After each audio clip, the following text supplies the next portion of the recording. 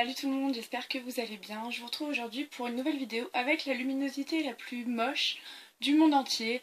Parce que, eh bien, évidemment, à chaque fois que j'ai envie de filmer, il y a quelque chose qui se passe. En l'occurrence, aujourd'hui, il pleut à mort, il fait super sombre, je suis dans le noir depuis 15 heures. Alors qu'évidemment, il a fait beau toute la semaine. Voilà. Donc, désolée par avance pour la lumière et tout. Voilà. Alors aujourd'hui, je vous retrouve pour un top 5. Ça faisait un moment que j'en avais pas fait. Et ce top 5 va parler de mes livres préférés de tous les temps. Alors, en vérité, il y en a un peu plus que 5. Mais voilà, sinon il fallait faire un top 10 et c'était un peu long. Bref, je vais vous parler de mes 5 livres préférés de tous les temps. Voilà, alors je vais commencer tout de suite par le livre qui m'a donné l'idée de faire cette vidéo maintenant, parce que je viens de le relire en fait, donc voilà, j'avais vraiment besoin d'en parler. C'est The Catcher in the Rye, donc L'Attrape-Cœur en français, de J.D. Salinger, qui est un romancier américain très célèbre, qui est mort il y a quelques années, il n'y a pas très longtemps d'ailleurs. L'Attrape-Cœur est le seul roman qu'il a écrit.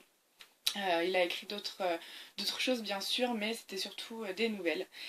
Et voilà, donc ce livre je l'ai relu cette semaine en VO cette fois. Je l'avais déjà lu l'année dernière en français.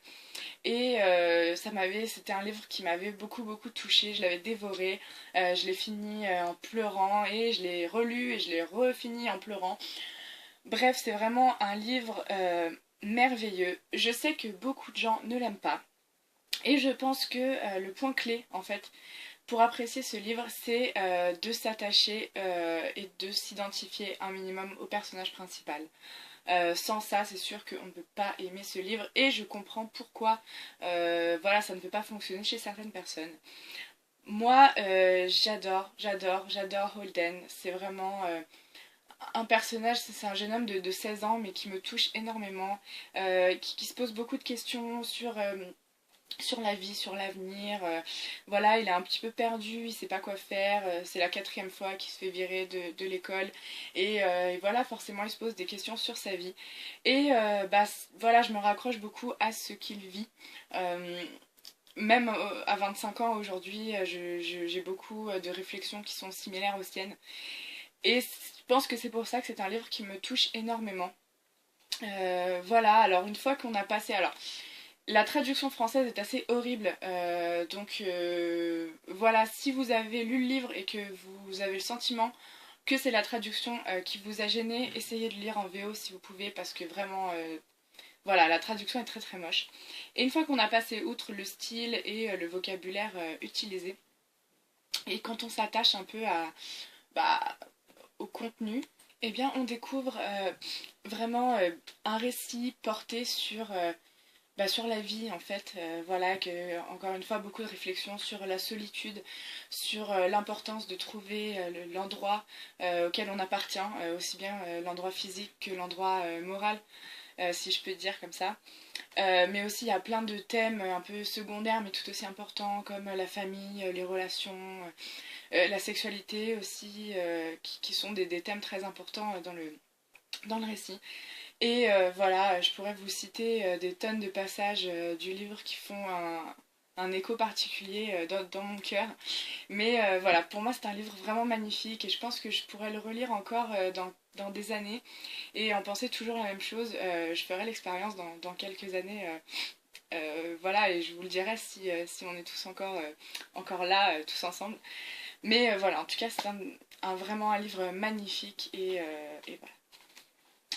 Ensuite, alors, je tiens à préciser que les livres que je présente, c'est pas dans l'ordre de préférence. Hein, j'arrive pas à les classer en fait, mais c'est tous des livres que j'aime vraiment beaucoup.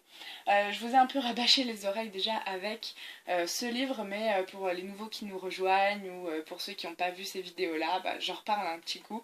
C'est Le mystère de la patience de Jostein Gaarder, qui est un écrivain et un philosophe, professeur de philosophie norvégien, que j'ai découvert quand j'étais adolescente. C'est le premier livre de lui que j'ai lu, je les ai presque tous lus maintenant. Mais voilà, c'est mon grand-père en fait qui m'a mis ce livre entre les mains. Je vais avoir, je sais pas, 13 ou 14 ans.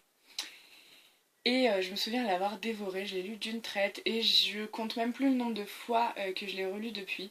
Vraiment, c'est mon livre doudou en fait. Voilà, je pense que d'ailleurs j'aimerais bien le relire bientôt. Je l'ai lu un nombre incalculable de fois et il vient toujours me chercher. C'est un conte philosophique en fait, comme à peu près tous les livres de cet auteur. Si vous voulez en savoir un petit peu plus, j'ai fait une vidéo l'année dernière, je pense, sur cet auteur, donc je vais vous mettre le lien en barre d'infos, histoire de ne pas me répéter. Mais ce livre, vraiment, c'est un livre magnifique sur l'enfance, sur pareil, l'importance d'être avec les siens, de trouver ses racines. Voilà, je sais pas quoi dire sur ce roman, vraiment, c'est un livre qui fait beaucoup réfléchir. Avec des notions philosophiques, oui, mais qui sont très accessibles parce que Jostein Gaarder vulgarise beaucoup. Et voilà, ça pousse à la réflexion et ça nous emmène dans un monde complètement enchanteur que j'ai vraiment beaucoup beaucoup aimé. Donc c'est un livre que je recommande énormément. Le plus célèbre de ces livres, c'est bien sûr Le Monde de Sophie, que j'ai également beaucoup aimé, mais c'est vraiment celui-là que je recommande à tout le monde de lire parce qu'il est vraiment génial. Voilà. Un autre de mes livres préférés, ça va peut-être en surprendre quelques-uns parce que je sais que c'est un livre que beaucoup de gens n'ont pas aimé parce qu'ils ont étudié à l'école, etc. Il s'agit de Candide de Voltaire. Voilà, c'est aussi l'objet livre qui m'est le plus cher dans ma bibliothèque parce que comme vous le voyez, c'est une très vieille, enfin très vieille, c'est une vieille édition. En fait, c'était l'édition qui appartenait à ma mère quand elle l'a étudié au lycée. Donc voilà, ça commence à remonter un peu, pardon maman. Et en fait, voilà, elle me l'a légué, je l'aime beaucoup, parce qu'il a vécu et en plus, bon, j'arriverai pas à trouver, mais il y a beaucoup d'annotations, de phrases surlignées, de choses qu'elle-même a écrit lors de son analyse dans ce livre, et voilà, donc ça a une valeur sentimentale. En dehors de la valeur sentimentale de cet objet, c'est un livre que j'aime beaucoup. Ma mère l'aime beaucoup aussi et elle me le lisait quand j'étais enfant. Alors évidemment, elle ne me lisait pas, pour ceux qui l'ont lu, les passages trash. Hein, elle ne me parlait pas des scènes de viol ni de torture. Non, non, non, elle me lisait seulement les gentils passages. Et voilà, rassurez-vous, j'ai pas eu une enfance traumatisante. Et du coup, voilà, et naturellement, j'ai voulu le lire plus tard. Et pareil, je l'ai lu quelques fois. J'adore vraiment ce livre.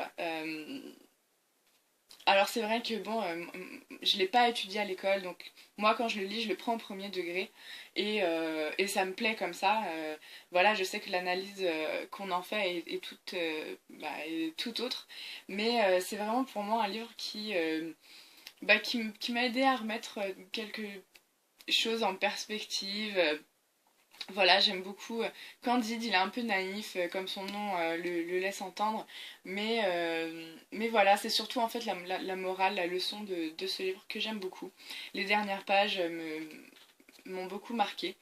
Donc voilà, et en fait, contrairement à ce que enfin, ce que j'aurais pu penser au début, c'est très accessible. Voilà, j'ai jamais lu d'autres Voltaire depuis, mais j'aimerais bien essayer de me replonger dans cette philosophie-là.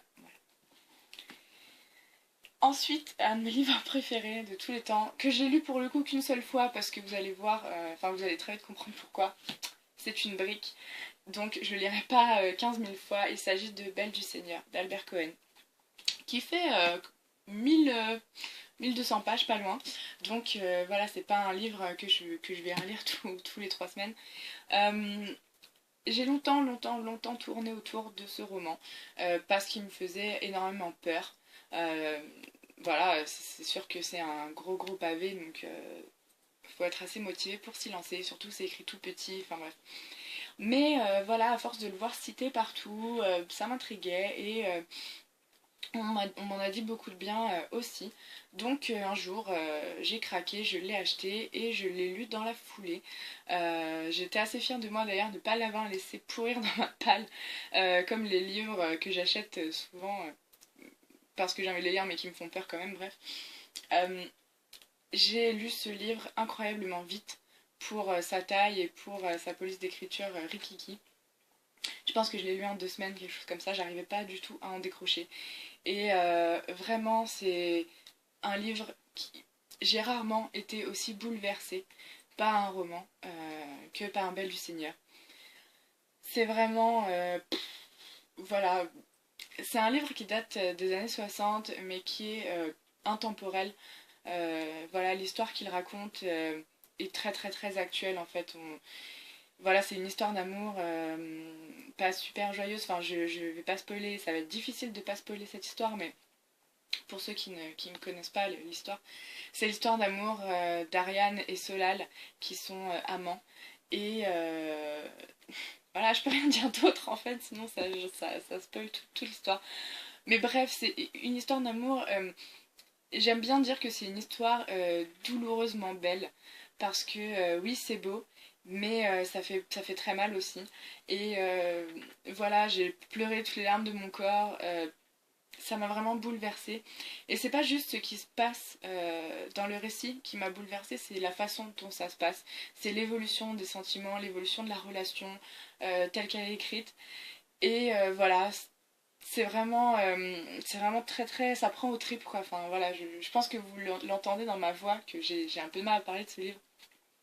Et d'ailleurs, si certains d'entre vous l'ont lu, ça me ferait vraiment beaucoup plaisir d'en parler avec vous sans censure, parce que là, évidemment, je peux pas dire tout ce que j'en pense, parce que sinon, bah, ça spoil tout le livre et c'est pas mon but.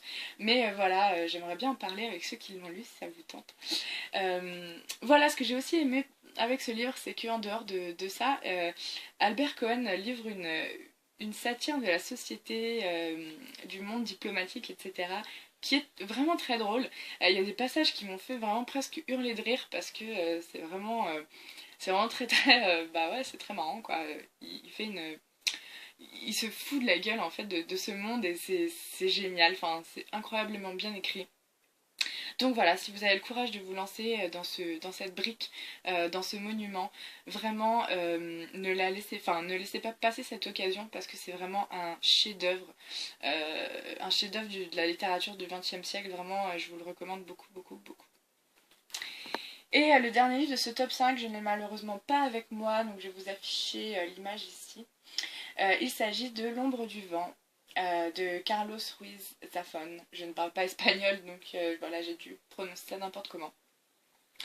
C'est un livre que j'ai lu. Alors bizarrement, je sais que c'est un de mes livres préférés, je sais qu'il m'a bouleversée, je me rappelle des sentiments que j'ai éprouvés quand j'ai lu ce livre. Mais je ne l'ai lu qu'une fois, il y a 3 4 ans, et bizarrement, je ne me rappelle pas exactement de l'histoire, de ce qui se passe dedans. Je me souviens juste que j'avais beaucoup aimé l'atmosphère, j'avais beaucoup aimé l'ambiance, cette librairie, voilà, l'histoire du cimetière des livres oubliés, j'avais trouvé ça génial. Toute l'atmosphère de Barcelone à cette époque-là, ça m'a beaucoup, beaucoup... Ouais, je m'étais crue dedans et j'avais vraiment beaucoup aimé. Les personnages aussi m'avaient beaucoup touchée, je me souviens. Et surtout, ce qui m'avait encore une fois bouleversée, c'était la fin. Je me rappelle que je lisais ça dans le métro et j'ai commencé pareil à pleurer. Vous allez croire que je pleure tout le temps, mais en fait c'est faux, je pleure rarement dans les livres. Mais voilà, ça m'a vraiment bouleversée, j'avais été prise, enfin je sais pas, c'était allé me chercher très très loin. Et voilà, alors, mais par contre voilà, je ne saurais pas vous dire exactement ce qui se passe de A à Z parce que voilà, c'est plus une question de sentiment, de choses que j'ai ressenties en lisant ce livre qui m'ont marqué et qui font que oui, je le mets dans mes livres préférés parce que c'est vrai. Voilà, c'est sûrement un livre d'ailleurs que je relirai puisque je me rappelle pas trop de l'histoire, donc ça sera un peu une surprise. Euh, donc voilà, mais oui, c'est un livre que je recommande beaucoup, beaucoup et que j'adore tout simplement. Voilà, en plus ça parle de livres, donc forcément, voilà.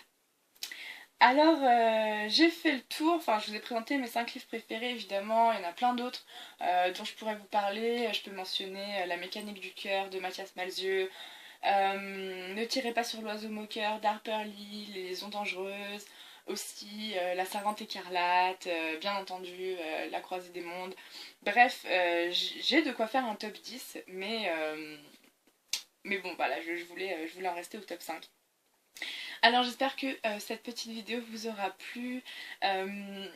N'hésitez pas à me faire part en commentaire de vos impressions sur ces livres, si vous les avez déjà vus, ou si vous voulez me dire quels sont vos 5 livres préférés. Ça me fera super plaisir aussi, je suis assez curieuse. Donc voilà, n'hésitez pas. Et en attendant, eh bien, je vous souhaite une très bonne semaine. Je vous dis à très très bientôt. Et je reviendrai très vite avec de nouvelles vidéos.